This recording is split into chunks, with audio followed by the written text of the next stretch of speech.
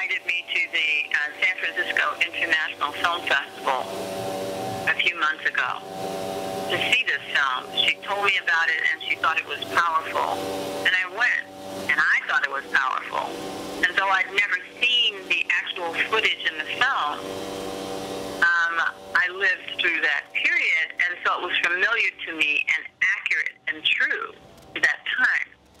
And I thought it was a powerful film for me to support, because I feel that many, many, many people, African-American people and other communities of color, need to see this so that they understand the historical context out of which the events of 2011 flow.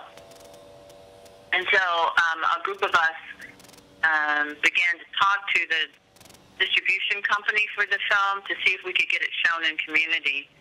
And through the hard work and effort of a woman, Rocky Seeker, we were able to show the film in Oakland. Where are you? Where are you located? In Los Angeles. Okay. And so we had it shown in community at the House of Music Cultural Center in Oakland. It was phenomenal. And between my first viewing the film in San Francisco and showing it in community, I also started talking to people about the film and how important it is that we have films like this as opposed to just The Help or Big Mama's House, that we can use to have conversation about what we can do now. That's the power of the film for me. Because I'm not really a nostalgic person, although I have really wonderful and challenging memories of that period of time. I believe that the message of the film hasn't changed entirely. What can we, each of us, do now?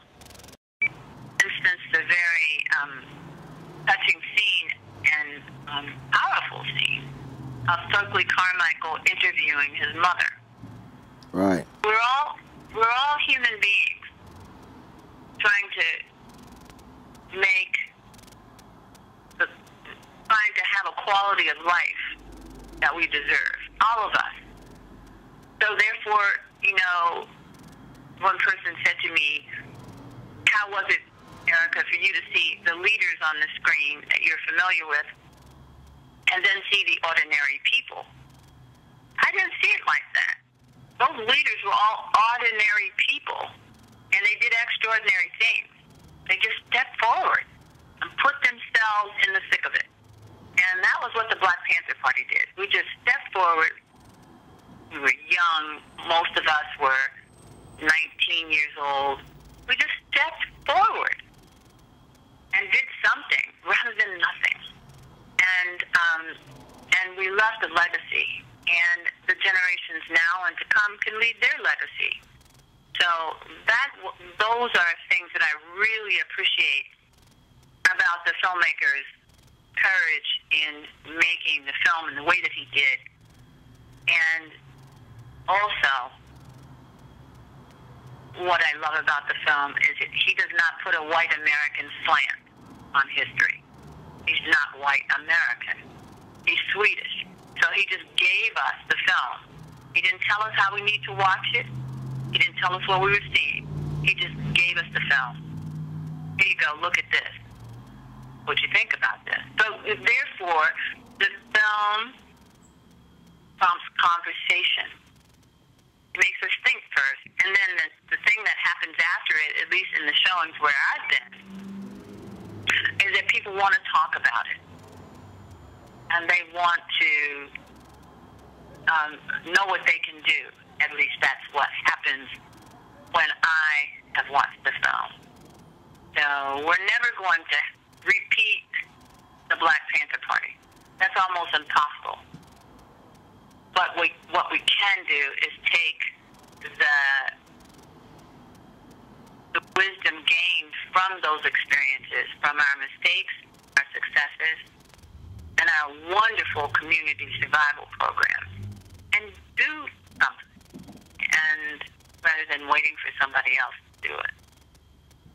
And the other thing is, as Ericka says, and that was another thing I liked. I liked the voice narratives from people people, young people today, or younger people today, as she says, it's important for us to tell our stories instead of letting everybody else tell our stories. Right. And I just thought that was powerful.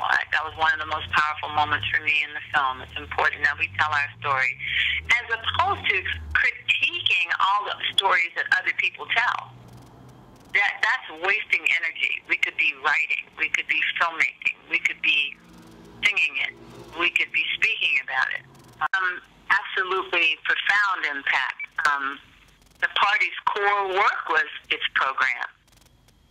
That was why FBI COINTELPRO wanted to squash it by keeping us in the courts and projecting an image of us through mass media that we were gun-bearing thugs. In the early days, the members of the Black Panther Party wore uniforms. But that lasted all of a couple of years. The party lasted until 1981. It didn't end in 1973 or 74 or 75. And the community survival programs were strong in many states of the United States, and then toward the end of the party's life in Oakland. And it's important that people know that we had busing to prison programs, not just a free breakfast program. We had lunch programs. We had after-school programs, and eventually we had a full school, which people came from all over the world to study and intern in. But what was shown in mass media is sometimes protest, but mostly coverage of a shootout that made it seem like Black Panther Party members instigated something. But as you probably well know, we didn't instigate anything when SWAT covered the Los Angeles office. Right. And shot into it. That was not an instigation from us. John Huggins and Bunchy Carter were not killed because they instigated something. That was absolutely FBI COINTELPRO, even though it said us organization and Black Panther Party. Not true, and I know this from my own personal knowledge, that the FBI was very involved in all of that. And if you read anything about COINTELPRO, you'll see that that was J. Edgar Hoover's intention, not just in liberation movements, but in student movements, in the women's movement, he started with Martin Luther King and Malcolm X. We don't really know who killed Malcolm X. And we definitely do not really know who killed Martin Luther King. Right. So I think that, history can be righted if we tell the stories. Encourage people to come out to the premiere weekend so that the film can, if there's a good weekend showing this weekend here in the Bay Area and there in LA, it could get picked up by mainstream theaters and everybody can see it. Okay. So I encourage people to see it because we don't know our history. And it's not our fault if we don't know it. And you can't know what no one tells you, what no one shows you, what no one gives you. And it's a gift. So I would encourage people to come out and bring their families and bring their friends to see this film because our children deserve it. They deserve knowledge of history. Because we, African-American unwilling immigrants to this country, deserve to have the beauty of our history put out there as well as the horrors of it. And it may be a choice between going to see Contagion or The Help or The Something, but I think we should make a wise choice and see this film. It's not a wasted effort, and it's not a wasted dollar.